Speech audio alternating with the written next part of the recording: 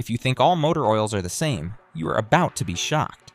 I ran the same Toyota Camry under the same routines for 200,000 miles, rotating 5 full synthetic brands. One kept the engine quiet and clean. One drove consumption and deposits early. By the end, you will know the real winner, with a teardown. Let's set this up and let me tell you that this test only works when the rules feel boring. One car, one engine, one driver routine, one maintenance schedule, and one obsession with tracking everything. The car was a Toyota Camry with the 2.5-liter 2AR-FE, a platform with a reputation for surviving bad decisions, which makes it a great platform for a fair comparison. The rotation plan stayed simple on purpose. Every 40,000 miles, the oil brand changed. Every 5,000 miles, the oil changed. Same type every time, using OEM Toyota filters, because filters quietly influence the story, and I wanted the oil to carry the spotlight. The 5 oils ran in this order, so the timeline stayed clean. Castrol Edge Advanced, Full Synthetic 0W20 came first. Pennzoil Ultra Platinum 0W20 came next. Mobil 1 Extended Performance 0W20 followed. Valvoline Advanced Full Synthetic 0W20 took the 4th slot. Amsoil Signature Series 0W20 finished the final 40,000 miles. Every 20,000 miles, I pulled a sample and sent it to Blackstone Laboratories for used oil analysis. The lab looked at wear metals like iron, aluminum, copper, and lead. The lab also checked viscosity, oxidation, nitration, fuel dilution, and the additives that tell you how the oil is holding up over time. Here is the detail people skip, and it changes how you read the results. Wear metals in a report measure what the oil carried out of the engine during that interval. Those numbers depend on mileage, driving style, heat, and even how long the engine idled. So one high number rarely tells a full story on its own. So I focused on patterns. I tracked trends across multiple intervals. I watched for rising oxidation and falling viscosity. I watched for early signs of deposits, changes in oil color, and the kind of subtle engine sound changes that show up long before a warning light shows up. At exactly 200,000 miles, the test ended with the part everybody wants. The engine came out and went on a stand. A certified master mechanic handled the teardown, photographed the parts, measured what mattered, and gave honest comments on what each oil left behind. Number 2, Castrol Edge, the baseline that taught the first lesson. Castrol Edge 0W20 is easy to find, easy to trust, and common in quick service routines. Its marketing leans into titanium and film strength, and the label carries confidence like it has a pit crew. For the first part of this run, it felt smooth. Cold start sounded normal, the idle stayed stable, and fuel economy stayed in its usual range. The oil looked like it was doing its job, and that early calm matters because most oil stories begin with a honeymoon phase. Then around the mid-30,000 mile point in this block, a couple patterns started to show. The oil darkened earlier in the interval, sometimes around 3,000 miles. I saw the first hints of varnish around areas that typically see heat cycling, especially around baffles under the valve cover. The oil analysis report backed up the vibe. Oxidation came back higher than expected for a full synthetic at a consistent 5,000 mile interval. Iron numbers also leaned higher in this block, and the trend felt consistent across samples rather than random noise. Here is the part that sets the tone for the entire video. Castrol did not create an immediate disaster. Castrol created early signs that suggested the oil handled heat and long-term cleanliness with less margin than the rest of the group. By the end of the 40,000 mile Castrol run, early sludge deposits showed up in places that tend to collect vapors and blow by residue. The PCV area carried some of that story, and the deposits looked like a mechanic's eyebrow raiser instead of a panic moment. This is where the humor writes itself. Castrol felt like a great gym membership that you use for 3 weeks, then it quietly starts charging you for facility maintenance every month. Everything still works, and you start noticing the small fees. The verdict for this block stayed balanced. Castrol delivered good startup lubrication and stable daily driving behavior. The long-term cleanliness story felt average, and the heat stability story felt like it asked for shorter commutes and gentle duty cycles. Number 2, Pennzoil Ultra Platinum, the cleaner that changed the engine's mood. Pennzoil Ultra Platinum 0W20 carries a talking point that matters in oil chemistry. Its Pure Plus base oil comes from natural gas, which creates a very uniform base stock compared to many crude-derived synthetics. That chemistry shows up in 2 places drivers can feel. The engine sounded quieter at idle. The oil stayed amber longer into each interval, and the dipstick looked cleaner at the same mileage point compared to the prior block. Here's a micro hook worth keeping. If an oil resists oxidation and volatility loss, it usually holds viscosity more consistently. That matters because viscosity staying in spec is the film that separates metal surfaces under heat and load. The Blackstone reports lined up with what I observed. Iron dropped noticeably in this block compared to the baseline block, and viscosity stayed within grade after 5,000 mile intervals. fuel dilution stayed controlled, which matters because fuel acts like a thinner in the crankcase. The best part was the cleanliness trend. Oil passages and visible surfaces looked progressively cleaner as this block went on, like the detergent package was quietly undoing leftovers from earlier intervals. The valve train looked brighter, and varnish looked lighter. At teardown after this 40,000-mile run, the piston rings moved freely and the oil pickup screen looked clean. That matters because a clogged pickup screen starves an engine fast, and it stays invisible until the damage feels expensive. Pennzoil's verdict landed strong. It delivered excellent cleanliness and strong resistance to breakdown for a real-world commute mix. It also carried a price point that sits above bargain oils, and the value appeared in the data and the engine's internal look. Here's the gentle reality check. One car and one duty cycle creates one story, so I treat the result as a strong signal rather than a universal law. Pennzoil still earned the title of cleaner, smoother performer in this test. Number 3. Mobil 1 Extended Performance, the workhorse with a calm personality. Mobil 1 Extended Performance shows up everywhere, and it has a reputation for steady performance across a wide range of engines. The label leans into long drain intervals, and the marketing tone feels like it wears a lab coat. In this test, Mobil 1 felt balanced immediately. Cold start stayed crisp, oil pressure behavior felt steady, and the engine sound stayed consistent across weather swings. That set it and forget it vibe matters because consistency is a form of performance. The oil analysis report stayed impressive in the wear metals. Iron numbers stayed low in this block, and aluminum and lead stayed controlled. Viscosity showed a slight shear trend in some intervals, where the oil thinned a little under heat, while still staying within the SAE grade window. Inside the engine, Mobil 1 left a clean and lightly tinted look. Sludge stayed absent, and the surfaces carried a golden tone rather than a freshly polished look. That appearance matches a stable oil that protects well, while leaving a subtle signature. Here's a detail that adds intrigue. After long highway runs in warm weather, oil temperatures stayed a little calmer, and the engine felt less strained. That kind of behavior points toward good film strength and friction control, which keeps heat from becoming a lifestyle. Mobil 1's verdict felt clear. It acted like the Swiss Army knife of oils, and it did many things well across a broad range of conditions. It did not chase the cleanest internal look, and it also avoided the dirty surprises. If Pennzoil was the clean freak roommate, Mobil 1 was the roommate who pays bills on time and keeps the sink usable. You trust that person, and your life stays quiet. The next oil brought value, energy, and a few limits. Number 4. Valvoline Advanced Full Synthetic, the budget champion with a timer on it. Valvoline Advanced Full Synthetic sits in a sweet spot for many drivers. It is widely available, it is often priced well, and it carries an additive package that aims for strong anti-wear behavior at normal drain intervals. In the first part of the Valvoline run, it surprised me in a good way. Oil pressure stayed strong, the engine ran smoothly, and fuel economy stayed in its usual band. Wear metals came back slightly higher than Mobil 1 in some samples, and the difference stayed modest rather than dramatic.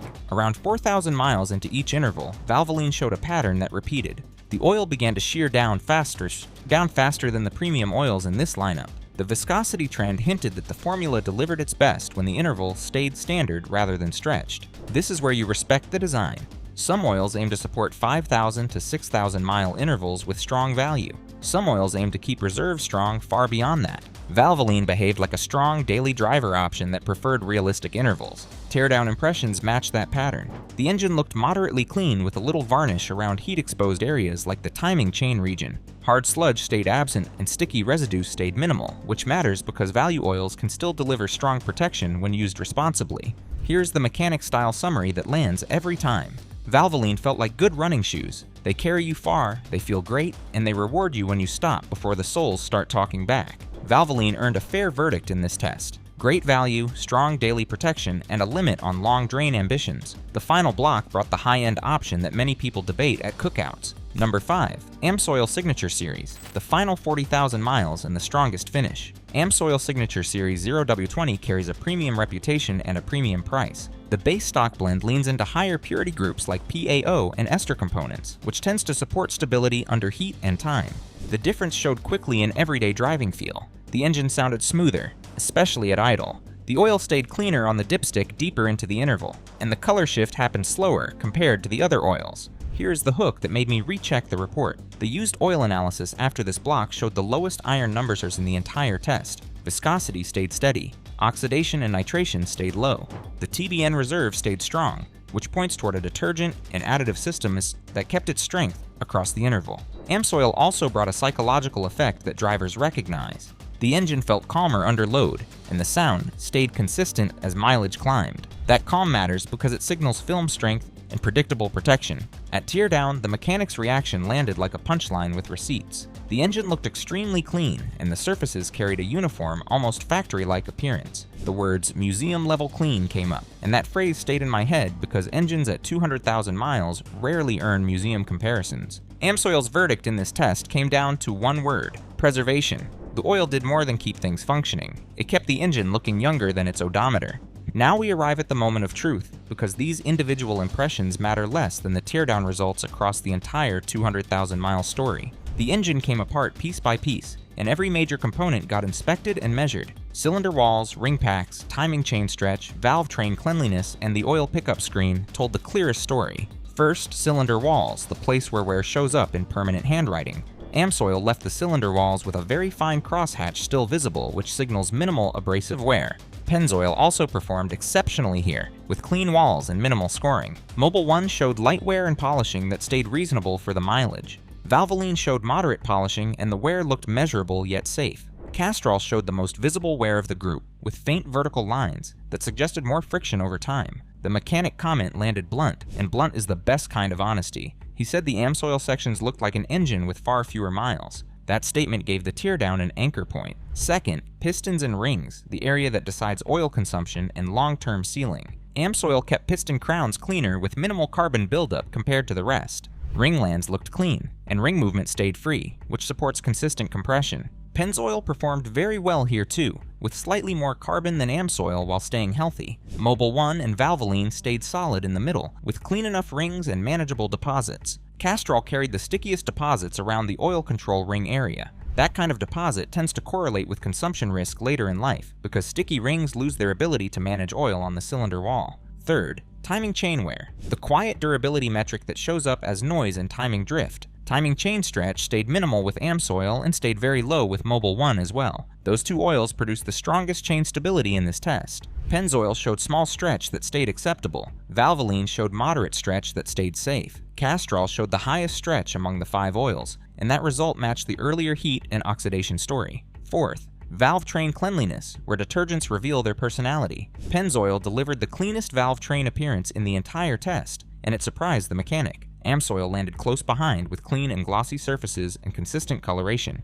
Mobil 1 left a light golden tint with clean surfaces. Valvoline showed mild varnish. Castrol showed the heaviest varnish, especially around oil return areas where heat and vapor meet. Fifth, oil pickup tube and screen, the part that decides whether the engine receives oil at all. Amsoil's pickup screen looked extremely clean for this mileage, and Pennzoil also looked very clean. Mobil 1 carried some small carbon particles. Valvoline showed moderate darkening. Castrol showed the heaviest debris accumulation. This is where you pause and appreciate what the pickup screen represents. The screen acts like the engine's last line of defense. When it clogs, engines die fast. Seeing it stay clean for 200,000 miles is the kind of result that makes a test feel worthwhile. Section 8, the ranking from worst to best, based on the entire dataset and the teardown. Fifth place went to Castrol Edge 0W20 in this test. The oil delivered a usable daily experience, and it also showed higher oxidation, heavier varnish, higher wear trends, more chain stretch, and the most debris accumulation. Fourth place went to Valvoline Advanced Full Synthetic. It delivered strong value, solid protection, and a shear trend that preferred standard intervals. Cleanliness stayed over average, and long drain ambitions felt limited. Third place went to Mobil 1 Extended Performance. It delivered excellent chain stability, strong wear control, and steady performance across conditions. Cleanliness stayed solid with a light tint, and the engine stayed healthy under pressure. Second place went to Pennzoil Ultra Platinum. It delivered the cleanest valve train appearance and excellent cleanliness overall. Wear metals improved compared to the baseline, and the oil resisted oxidation well across the intervals. First place went to Amsoil Signature Series. It delivered the lowest wear trend in this test, the strongest stability in viscosity and oxidation, and one of the cleanest internal appearances at teardown. The oil looked like it preserved the engine's age in a way the others could not match consistently. So, choosing the right oil for real life, because most people want a winner and also want a decision that fits their driving. Drivers with high mileage engines benefit from oils that keep deposits low and keep viscosity stable, and this test pointed toward Amsoil and Pennzoil as strong options. Turbo drivers tend to stress oil through heat, coking risk, and shear forces, so stability matters a lot. Amsoil's stability profile and teardown results made it the strongest pick in this story. Mobil 1 also carried strong stability and chain protection, which makes it a dependable option in many setups. Short trip drivers deal with fuel dilution, moisture, and cold starts, so frequent changes matter more than fancy labels. A strong daily synthetic like Mobil 1 or Valvoline with a consistent interval can deliver great results, especially when the engine sees a lot of warm-up cycles. Hot climate drivers benefit from strong oxidation resistance and stable viscosity, and this test highlighted Pennzoil and Amsoil